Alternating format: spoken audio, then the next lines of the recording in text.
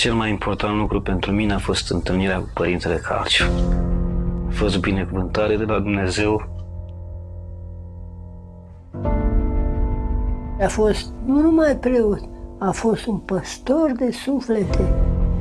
În jurul lui era lumină, creștea lumina în jurul lui. Credeam că putem să facem orice, că putem să luptăm împotriva comunismului. Ne socoteam poate salvatori ai neamului și Dumnezeu ne-a arătat cine suntem. El a mers mult pe partea aceasta a rezistenței morale. M-a lămurit ce înseamnă preoția.